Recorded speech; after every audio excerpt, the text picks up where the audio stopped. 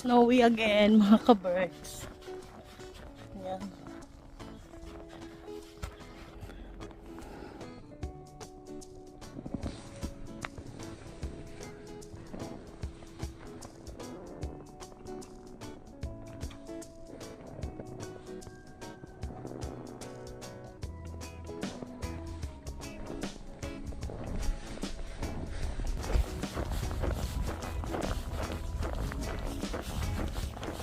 Pasok pa lang ako sa aking duty.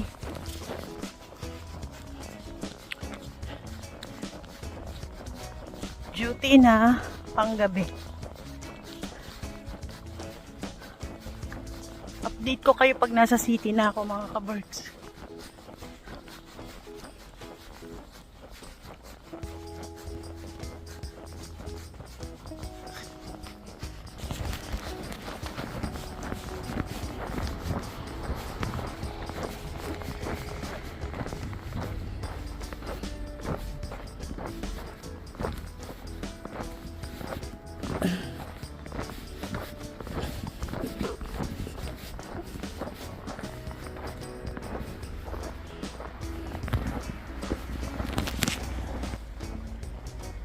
Wala pa yung bus doon.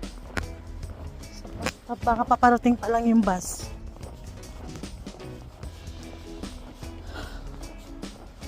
Ayan na pala, oh. Ayan. Iikot pa yan doon sa dulo. Babalik yan.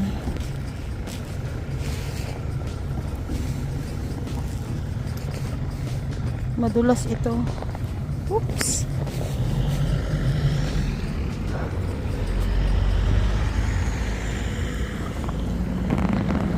Tawid lang tayo dito. May pulis pa. Buti na lang hindi ako tumawid dyan, mga ka-birds. Biglang may dumaan na pulis.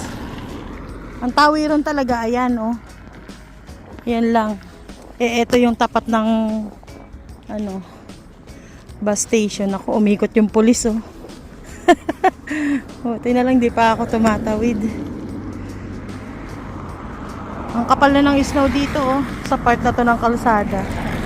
Hanggang binti na. Ano ba tong pulis na to? Oh? Saan kayo pupunta yun? Tawid na ako.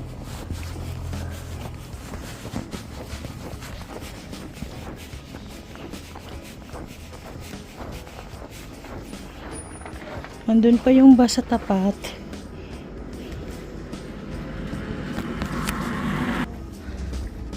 Malakas na naman yung hangin. Tignan nyo yung snow. Ano siya? Yung snow walang direction. Paikot-ikot. Yan, oh. Mahangin kasi. Yung pulis nandun, oh. Ayun, oh. Tapat na building.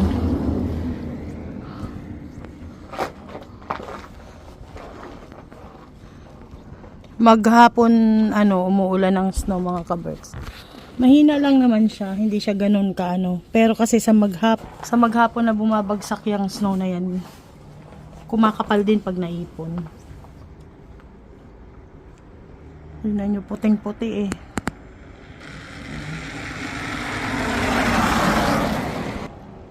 So, papasok pa lang ako, mga ka-birds. Mag-aalas 2 pa lang ng hapon. I-update ko kayo.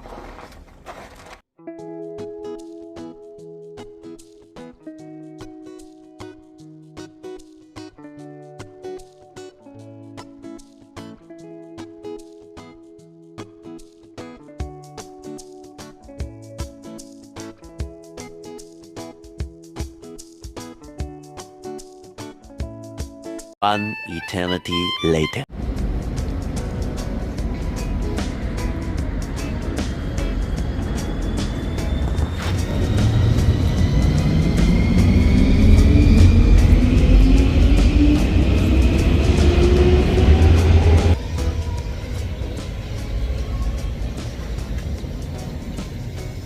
Naantok na ako, mga ka-birds. Pasado alas 9 na ng gabi. bago dumating yung metro na sasakyan ko pa uwi sa bahay.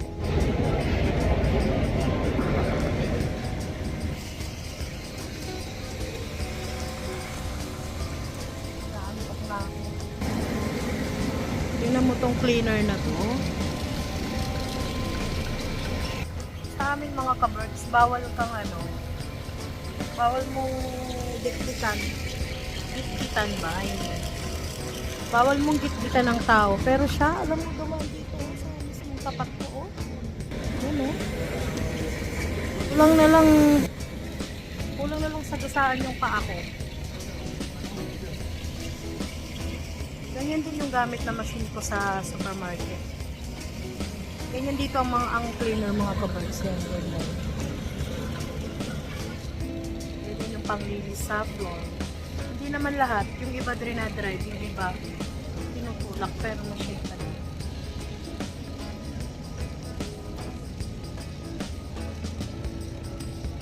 Nagugutom ako, gustong kumain ng kanin. Nagtinapay naman ako doon sa pantry. Pero iba pa rin yung pagkain ng kanin. 1 minute na lang para bigla yung metro. Ang lamig pa naman ngayon, alam nyo. Negative 19.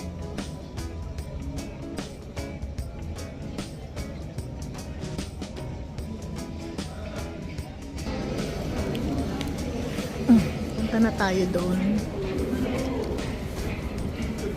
Yan na yung metro. Dito ako sa bandang dulo sa Basakay kasi tamang-tama pag labas ko ng metro. Diretso na dun sa kabilang exit.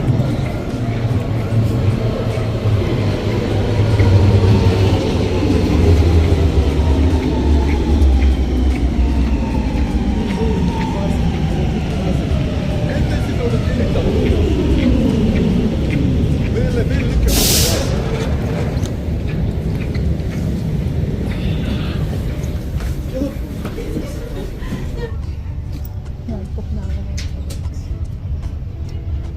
Update ko na lang kayo bukas. Sa ibang araw.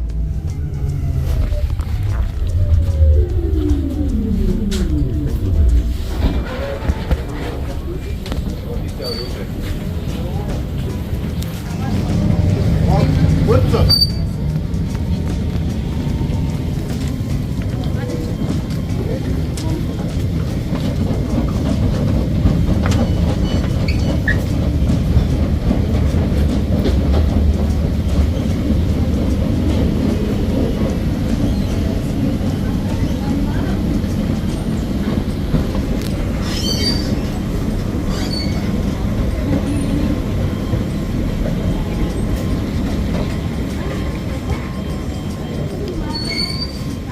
My God, ang tangal pa ng bus ko.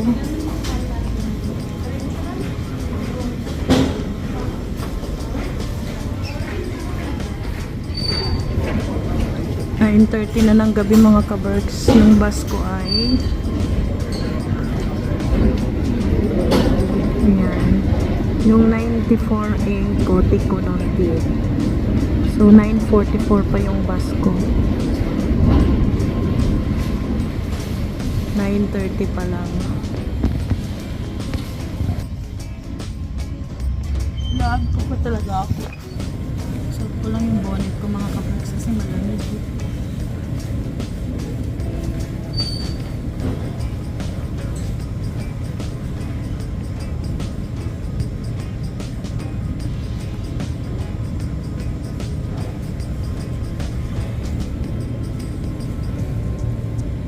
Pwede ko naman tong lakarin papunta sa bahay. Pero, mga 10 minutes. Ayoko nang maglakad. Pagod na ako sa trabaho. Kaya, ko na lang yung bus. Antok na ako, tapos nagugutom pa ako.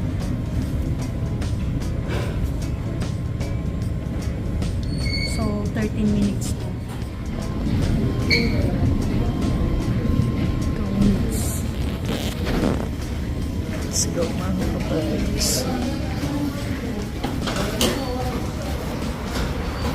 Ay, nako.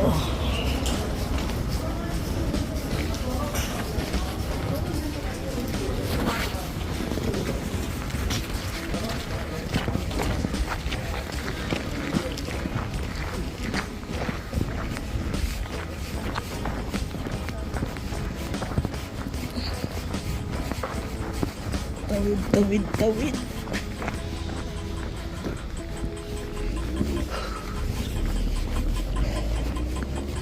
Ayun yung bus na sasakyan ko.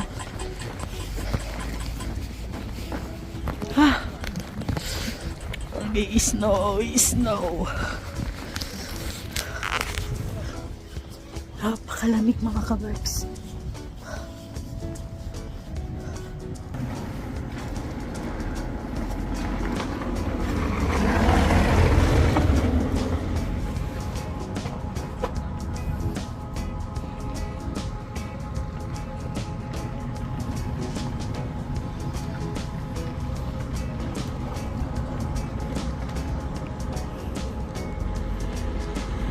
The next day, the next day, the next.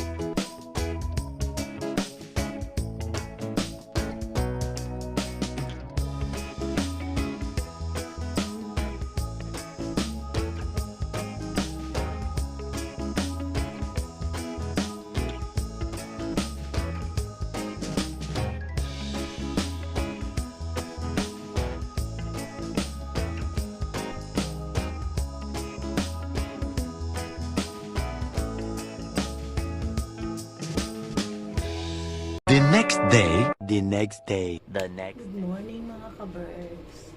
Good morning.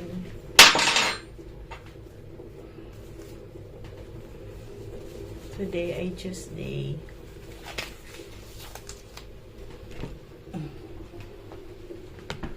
Prepare ako ng ulam namin. Habang nakahiga pa sila, pero ito yung ulam namin kahapon, hindi ko naluto. Nagawa ako ng frozen. Frozen siya, galing sa labas. Ito, frozen. Gawa ako ng lechon kawali. Tusok-tusukin ko lang ito.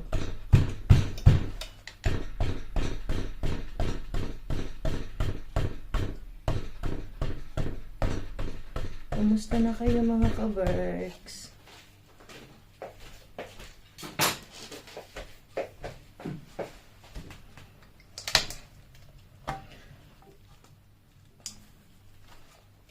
Update lang mga ka-Berks, no?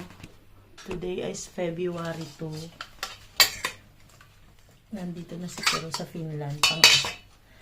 Pangalawang araw niya na dito. So, ngayon ay Tuesday. Super lamig ngayon dito mga ka-birds. negative 20, feels like negative 29. Parang nanibago si Kiro sa weather, no? Inuubo siya. Nag-uumpisa na siyang mag-ubo. Nanibago siguro sa weather. Kasi ang init nga naman dyan sa Pilipinas. Frozen siya, oh. Update ko kayo mamaya sa pagluto after ko ito magluto. Yan. Pumasok na sila rin at saka si Sam. Pasado alas 8 pa lang dito. Yung ulam namin kagabi ito. May dala si Kiro na sugpo. 8 piraso lang. 8 piraso na sugpo. Inulam namin na rin kagabi. Ayan. Sobrang laki. Siguro mga ganyan kahaba. Pag inano mo. Iba talaga yung fresh na sugpo na niluto. Kaysa doon sa matagal ng frozen. Dito kasi yung hipon dito. Pag niluto mo matabang na yung laman. Pero ito manamis na miss. Sarap. Na-miss ko talaga. Buti na lang may dala si Kiro. Kahit ilang peraso lang. 8 peraso lang yan mga ka-berks. Sereng-reng. Sereng-reng, alam nyo ba? Adik na adik yan sa sa seafoods. Kasi nung maliit pa siya, nung buhay pa si tatay, laging madalas ulam namin seafood, hipon, ganun. Lagi kaming may ulam na hipon, alimango. Kaya namimiss din niya yung ganun. Ang ni Reng-Reng, ang tawag nito, ang kanyang alaala kay lolo niya. Lagi siyang nakakapag-ulam ng seafoods. Kasi tuwing umuwi si tatay sa Hermosa, shout out sa mga taga-Bataan na alam ang Hermosa, Bataan. Yung mga kapatid kasi ni tatay nung biyanan kong lalaki, meron silang palaisdaan. Kaya every time umuwi si tatay sa sa Hermosa, pag uwi niya ng Mariveles, lagi siyang may dala na isang sakong bigas. Kasi may bukid din sila. Isang sakong bigas, tsaka seafoods, daing na bangos, daing na tilapia, alimango, yan. Alimango, hipon. Lagi yan mga ka-berks, lagi-lagi. Nung buhay pa si tatay. Kasi halos lahat ng kamag-anakan ni Kiro sa father side, sa Bataan, ang business nila ay palaisdaan. Yung pinuntahan ni Kiro na pinsan niya sa Orani, isa lang yun sa palaisdaan na meron yung nila, pinsan.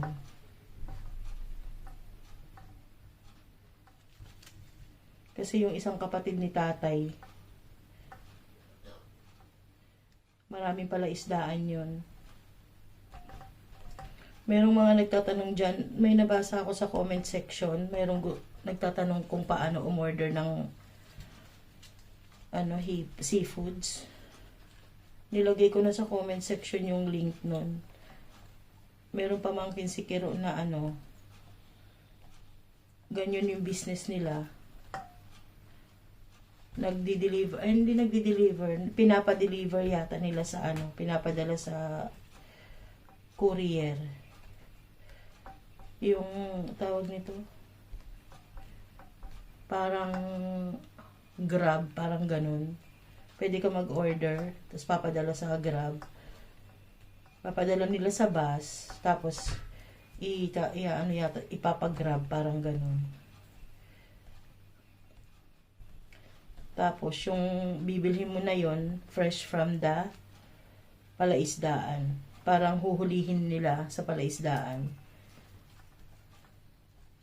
Kung natatandaan nyo yung mga hinanda-handa namin nung nasa Pilipinas kami, galing yun doon. Bigay-bigay lang nila. Pero nung una nag-order kami. Nung mga sumunod, puro bigay na lang nila. So normal lang sa kanila yung seafoods. Nakwento ko lang mga kabergs.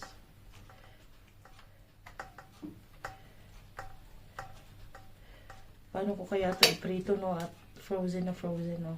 Galing lang to sa labas. Lab!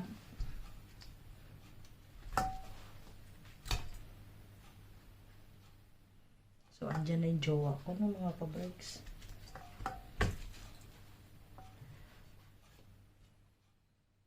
Pinatik-tik ko lang to para matanggal yung yung extra na taba. Kagaya niya na yan, no. Tatanggalin ko yan. Parang leyo tulog pa.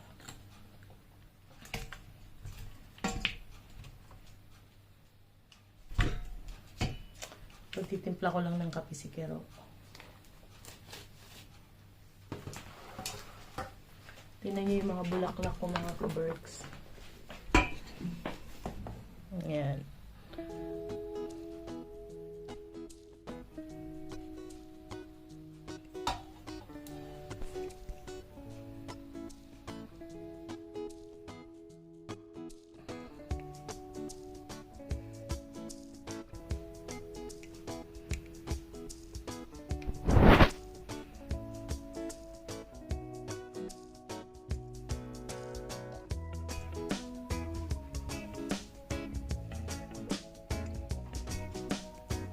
Diba? Kamukadkad na silang lahat. At yan, napakalamig sa labas. Magtitimpla lang ako ng kape, mga kape.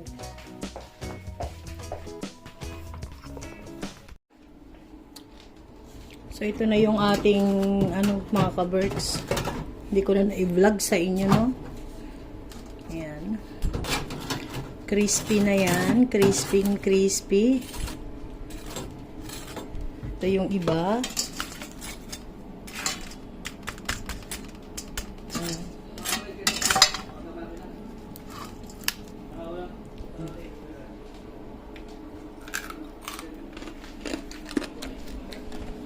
Luluto na ako ng sauce.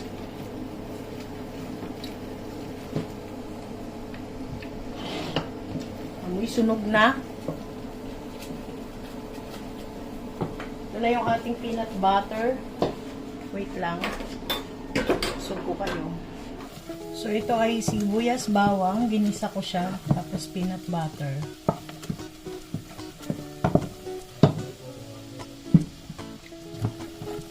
Timplahan na natin to ng konting patis.